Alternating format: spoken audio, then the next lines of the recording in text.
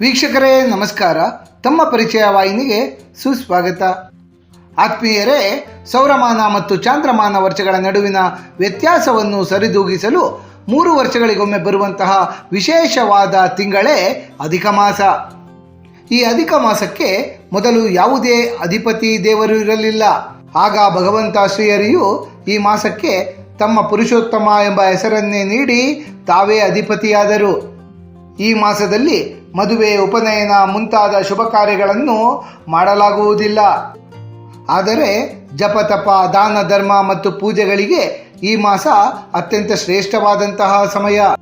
ಅಧಿಕ ಮಾಸದಲ್ಲಿ ಅಪೂಪದಾನ, ದೀಪದಾನ, ಹಣ್ಣುಗಳ ದಾನ, ವಸ್ತ್ರದಾನ ಮುಂತಾದ ಮಂಗಳ ದ್ರವ್ಯಗಳನ್ನು 33ರ ಸಂಖ್ಯೆಯಲ್ಲಿ ದಾನ ಮಾಡಬೇಕೆಂದು ಶಾಸ್ತ್ರಗಳು ಉಲ್ಲೇಖಿಸುತ್ತವೆ.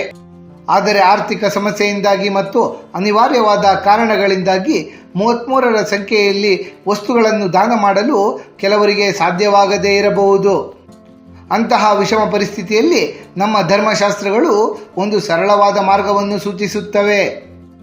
ಅಧಿಕ ಮಾಸದಾದ್ಯಂತ ಒಂದು ವಿಶೇಷವಾದ ಕೃಷ್ಣ ಮಂತ್ರವನ್ನು ದಿನಕ್ಕೆ 33 ಬಾರಿ ಪಠಣ ಮಾಡುವುದರಿಂದ ಇಡೀ ತಿಂಗಳು ಸಕಲ ಭೌತಿಕ ದಾನಗಳನ್ನು ಮಾಡಿದಷ್ಟು ಸಮಾನ ಪುಣ್ಯ ದೊರೆಯುತ್ತದೆ.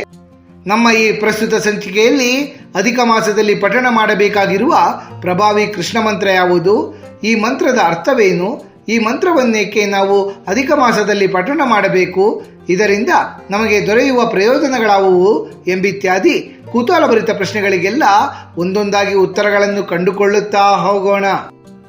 ಅಧಿಕ ಮಾಸದಲ್ಲಿ ಪಠಣ ಮಾಡಬೇಕಾಗಿರುವ ಪ್ರಭಾವಿ ಕೃಷ್ಣ ಮಂತ್ರ: ಗೋವರ್ಧನ ಧರಂ ವಂದೇ ಗೋಪಾಲಂ ಗೋಪರೂಪಿಣಂ ಗೋಕುಲೋತ್ಸವ ಮೀಶಾನಾಂ ಗೋವಿಂದಂ ಗೋಪಿಕಾಪ್ರಿಯಂ.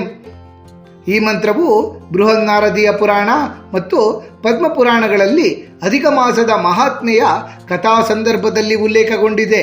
ಈ ಮಂತ್ರದ ತಾತ್ಪರ್ಯ: ಗೋವರ್ಧನ ಪರ್ವತವನ್ನು ಎತ್ತಿದವರಿಗೆ, ಗೋಪಾಲಕರ ರೂಪದಲ್ಲಿರುವವರಿಗೆ, ಗೋಕುಲದಲ್ಲಿ ನಿತ್ಯ ಉತ್ಸವವನ್ನು ಆಚರಿಸುವವರಿಗೆ, ಗೋವಿಂದರಿಗೆ ಮತ್ತು ಗೋಪಿಕೆಯರ ಪ್ರಿಯರಾದವರಿಗೆ ನನ್ನ ನಮಸ್ಕಾರಗಳು ಎನ್ನುವುದಾಗಿದೆ. ಕೌಂಡಿನ್ಯ ಋಷಿಗಳು ನೀಡಿದ ವರದಾನ. ಈ ಮಂತ್ರದ ಮಹಿಮೆಯನ್ನು ಜಗತ್ತಿಗೆ ಪರಿಚಯಿಸಿದ್ದೇ ಕೌಂಡಿನ್ಯ ಮಹರ್ಷಿಗಳು. ಪುರಾಣಗಳ ಪ್ರಕಾರ ಪ್ರಾಚೀನ ಕಾಲದಲ್ಲಿ ಕೌಂಡಿನ್ಯ ಮಹರ್ಷಿಗಳು ಅಧಿಕ ಮಾಸದ ಪುಣ್ಯಕಾಲದಲ್ಲಿ ಭಗವಾನ್ ಪುರುಷೋತ್ತಮರ ಪ್ರೀತ್ಯರ್ಥಕ್ಕಾಗಿಯೇ ಈ ಮಂತ್ರವನ್ನು ನಿರಂತರವಾಗಿ ಜಪಿಸಿ ಸಿದ್ಧಿಯನ್ನು ಪಡೆದಿದ್ದರು. ಆದ್ದರಿಂದಲೇ ಈ ಮಂತ್ರವನ್ನು ಕೌಂಡಿನ್ಯ ಮುನಿ ಪ್ರೋಕ್ತ ಮಂತ್ರ ಎಂದು ಕರೆಯಲಾಗುತ್ತದೆ. ಕೌಂಡಿನ್ಯ ಋಷಿಗಳು ಸ್ವತಃ ಈ ಮಂತ್ರದ ಶಕ್ತಿಯನ್ನು ಅನುಭವಿಸಿದ್ದರು. ಈ ಮಂತ್ರದ ನಿರಂತರ ಜಪದಿಂದಾಗಿ ಅವರ ಸಕಲ ಕರ್ಮ ದೋಷಗಳೆಲ್ಲ ನಿವಾರಣೆಯಾಗಿ ಅವರು ಭಗವಂತನ ಸಾಮೀಪ್ಯವನ್ನು ಪಡೆದುಕೊಂಡರು. ಅಧಿಕ ಮಾಸದಲ್ಲಿ 33 ಸಂಖ್ಯೆಯ ಅಪೂಪ ಮತ್ತು ದೀಪಗಳನ್ನು ದಾನ ಮಾಡಬೇಕು ಎಂಬ ಕಠಿಣ ನಿಯಮವಿದೆ. ಆದರೆ ಕಲಿಯುಗದಲ್ಲಿ ಸಾಮಾನ್ಯ ಮನುಷ್ಯರಿಗೆ ಮತ್ತು ಮಧ್ಯಮ ವರ್ಗದ ಜನರಿಗೆ ಹಾಗೂ ಕಡುಬಡವರಿಗೆ ಇಷ್ಟೊಂದು ದೊಡ್ಡ ಪ್ರಮಾಣದಲ್ಲಿ ದಾನ ಧರ್ಮಗಳನ್ನು ಮಾಡಲು ಸಾಧ್ಯವಾಗುವುದಿಲ್ಲ ಎಂಬುದನ್ನು ಕೌಂಡಿನ್ಯ ಋಷಿಗಳು ಮುನ್ಸೂಚನೆಯಾಗಿಯೇ ಅರಿತಿದ್ದರು. ಅದಕ್ಕಾಗಿ ಅವರು ಲೋಕ ಕಲ್ಯಾಣಕ್ಕಾಗಿ ಭಗವಂತರಿಂದ ಒಂದು ವರವನ್ನು ಪಡೆದಿದ್ದರು. ಯಾವೊಬ್ಬ ಭಕ್ತನಿಗೆ ಅಧಿಕ ಮಾಸದಲ್ಲಿ ದ್ರವ್ಯ ಅಥವಾ ವಸ್ತುಗಳನ್ನು ದಾನ ಮಾಡಲು ಸಾಧ್ಯವಾಗುವುದಿಲ್ಲವೋ ಆತ ಪ್ರತಿನಿತ್ಯ ಭಕ್ತಿಯಿಂದ ಕೌಂಡಿನ್ಯ ಋಷಿಗಳು ಪಠಣ ಮಾಡಿದ್ದಂತಹ ಈ ಗೋವರ್ಧನ ಧರಂ ವಂದೇ ಮಂತ್ರವನ್ನು 33 ಬಾರಿ ಜಪಿಸಿದರೆ ಆತನಿಗೆ ಇಡೀ ಮಾಸದ ಅಖಂಡ ದಾನದ ಪುಣ್ಯ ಫಲ ಲಭಿಸಬೇಕು ಎಂಬುದೇ ಆ ವರವಾಗಿತ್ತು. ಈ ಶ್ರೀಕೃಷ್ಣ ಮಂತ್ರ ಪಠಿಸುವಂತಹ ಸರಳ ವಿಧಾನ: ಅಧಿಕ ಮಾಸದ ದಿನಗಳಲ್ಲಿ ಪ್ರತಿನಿತ್ಯವೂ ಬೇಗನೆ ಎದ್ದು ಸ್ನಾನವನ್ನು ಮಾಡಿ ಶುಚಿರ್ಭೂತರಾಗಿ ಭಗವಂತ ಶ್ರೀಕೃಷ್ಣ ಪರಮಾತ್ಮರ ಅಥವಾ ಮಹಾವಿಷ್ಣುದೇವರ ಚಿತ್ರಪಟ ಅಥವಾ ಭಾವಚಿತ್ರದ ಮುಂದೆ ದೀಪವನ್ನು ಬೆಳಗಿ ನಮ್ಮ ಕೈಲಾದ ಯಾವುದಾದರೂ ಹಣ್ಣನ್ನು ತುಳಸಿ ಸಮೇತ ನೈವೇದ್ಯವನ್ನಾಗಿ ಅರ್ಪಿಸಿ ಈ ಮಂತ್ರವನ್ನು ನಿಖರವಾಗಿ ಶ್ರದ್ಧಾಭಕ್ತಿಯಿಂದ 33 ಬಾರಿ ಜಪ ಮಾಡಬೇಕು. ಈ ವಿಶೇಷವಾದ ಅಧಿಕ ಮಾಸದಲ್ಲಿ ಶ್ರೀಕೃಷ್ಣ ಪರಮಾತ್ಮರ ಈ ಮಂತ್ರದ ಜೊತೆ ಓಂ ನಮೋ ಭಗವತೆ ವಾಸುದೇವಾಯ ಎಂಬ ಮಂತ್ರವನ್ನು ಸಹ 33 ಬಾರಿ ಜಪ ಮಾಡಬೇಕು. ಮಂತ್ರಪಠಣದ ಲಾಭಗಳು: ದ್ವಾಪರಾಯುಗದಲ್ಲಿ ಇಂದ್ರದೇವನ ಕೋಪದಿಂದ ಗೋಕುಲವನ್ನು ರಕ್ಷಿಸಲು ಭಗವಂತ ಶ್ರೀಕೃಷ್ಣ ಪರಮಾತ್ಮರು ಗೋವರ್ಧನ ಗಿರಿಯನ್ನು ಎತ್ತಿ ಹಿಡಿದು ಸಕಲ ಜೀವರಾಶಿಗಳನ್ನು ಕಾಪಾಡಿದ್ದರು. ಈ ಮಂತ್ರವು ಶ್ರೀಕೃಷ್ಣ ದೇವರ ಆ ಪರಮ ರಕ್ಷಣಾತ್ಮಕ ರೂಪವಾದ ಗೋವರ್ಧನ ಧರರನ್ನು ಕೊಂಡಾಡುತ್ತದೆ. ಕಷ್ಟದ ಸುಳಿಯಲ್ಲಿ ಸಿಲುಕಿದ ಭಕ್ತಾದಿಗಳನ್ನು ರಕ್ಷಿಸಲು ಶ್ರೀಕೃಷ್ಣ ಪರಮಾತ್ಮರ ಗೋವರ್ಧನ ರೂಪ ಬಹಳ ಶಕ್ತಿಶಾಲಿಯಾದದ್ದು. ಈ ಗೋವರ್ಧನ ಸ್ವರೂಪಕ್ಕೂ ಅಧಿಕ ಮಾಸದ ಕಥೆಗೂ ಸಹ ಒಂದು ರೋಚಕ ಸಾಮ್ಯತೆ ಇದೆ.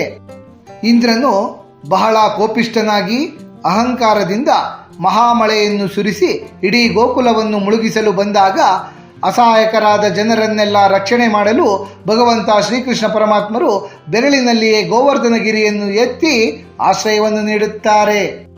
ಅದೇ ರೀತಿ ಈ ಜಗತ್ತಿನಲ್ಲಿ ಮಲಿನ ಮಾಸವೆಂದು ನಿರ್ಲಕ್ಷಿಸಲ್ಪಟ್ಟು ಅವಮಾನಕ್ಕೊಳಗಾಗಿ ಕಣ್ಣೀರಿಡುತ್ತಿದ್ದಂತಹ ಅಧಿಕ ಮಾಸವು ವೈಕುಂಠಕ್ಕೆ ತೆರಳಿ ಶ್ರೀಹರಿದೇವರ ಕಾಲಿಗೆ ಬಿದ್ದಾಗ ಭಗವಂತರು ಅದಕ್ಕೆ ಆಶ್ರಯವನ್ನು ನೀಡಿ ತಮ್ಮದೇ ಪುರುಷೋತ್ತಮ ಮಾಸ ಎಂಬ ಅತ್ಯುನ್ನತ ಸ್ಥಾನವನ್ನು ನೀಡುತ್ತಾರೆ.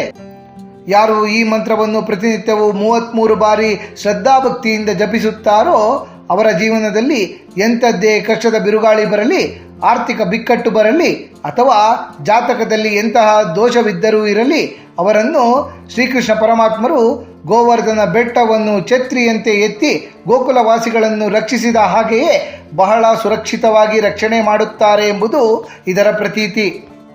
ಕೌಂಡಿನ್ಯ ಮುನಿಗಳ ಫಲಶ್ರುತಿಯ ಪ್ರಕಾರ ಪುರುಷೋತ್ತಮ ಮಾಸದಲ್ಲಿ ಯಾರು ಈ ಮಂತ್ರವನ್ನು ನಿರಂತರವಾಗಿ ಪಠಣ ಮಾಡುತ್ತಾರೋ ಅವರ ಪೂರ್ವಜನ್ಮದ ಪಾಪಗಳೆಲ್ಲ ನಾಶವಾಗುತ್ತವೆ. ಆತ್ಮೀಯರೇ, ಪ್ರಸ್ತುತ ನಡೆಯುತ್ತಲಿರುವ ಅಧಿಕ ಮಾಸದ ಈ ಸುಸಂದರ್ಭದಲ್ಲಿ ಅಧಿಕ ಮಾಸದಲ್ಲಿ ನಾವು ಪಠಣ ಮಾಡಬೇಕಾಗಿರುವಂತಹ ಕೃಷ್ಣ ಮಂತ್ರದ ಕುರಿತಾಗಿ ಸಮಗ್ರ ಮಾಹಿತಿಯನ್ನು ತಿಳಿದುಕೊಂಡ ನಮಗೆಲ್ಲರಿಗೂ ಆ ಭಗವಂತ ಶ್ರೀಕೃಷ್ಣ ಪರಮಾತ್ಮರ ಕೃಪಾ ಕಟಾಕ್ಷ ಸದಾಕಾಲ ಇರಲೆಂದು ಕೋರಿಕೊಳ್ಳುತ್ತಾ ಈ ದಿನದ ಸಂಚಿಕೆಯನ್ನು ಮುಗಿಸುತ್ತಲಿದ್ದೇವೆ. ವೀಕ್ಷಕರೇ, ನಿಮಗೆ ಈ ವಿಡಿಯೋ ಇಷ್ಟವಾಗಿದ್ದಲ್ಲಿ ಲೈಕ್ ಮಾಡಿ, ಶೇರ್ ಮಾಡಿ ಮತ್ತು ಸಬ್ಸ್ಕ್ರೈಬ್ ಮಾಡಿ ಹಾಗೂ ಬೆಲ್ ಬಟನ್ ಒತ್ತುವುದನ್ನು ಮರೆಯಬೇಡಿ.